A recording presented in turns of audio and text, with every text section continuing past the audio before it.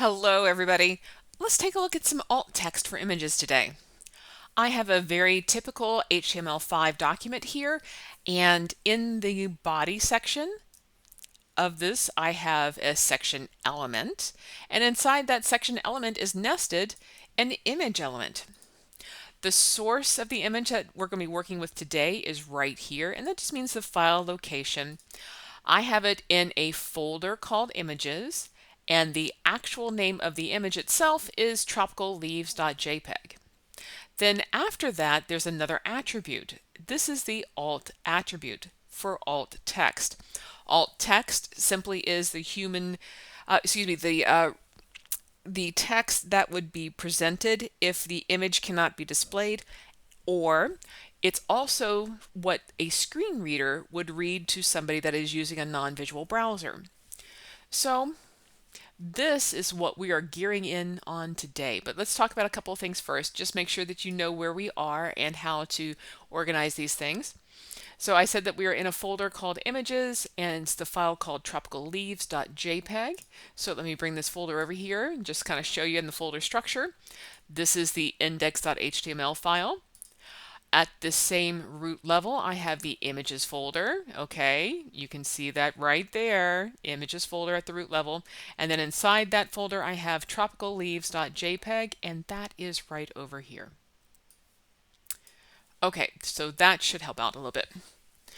So alt text provides a couple of things. It can provide a description of what is in the image, and it can also describe the function of the image on the web page. For example, it could be a hero image. It could be a background image. It could be, something like that. But there are things that you want to do for image SEO so that places like Google or Bing can access the information on your page much more easily and better for your images. So let's take a look at what to do. The first thing I'm going to do is go, okay, I'm going to show you three different levels of quality for your alt text.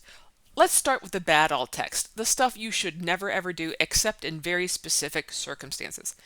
So I've got this beautiful image over here, and if I was going to make really bad alt text, I would just call this an image.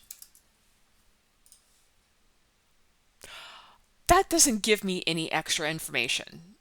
Okay, imagine if you're going through a screen reader and you come across alt text that just says image. How much information did you just get from that one little word about what's on the page?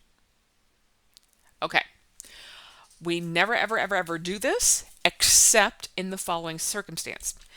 If you happen to be doing some HTML emails, okay, and a long time ago they were all just cut up images, that is a time that you would have put in image for things that didn't matter. For example, like if you have, when you cut up your image, a little spot on the left hand side that was just a strip that didn't have any kind of information in it, that's when you would say that. But today things are so much different. So we can pretty much dispense with the bad SEO alt right here. So let's bump this up one level.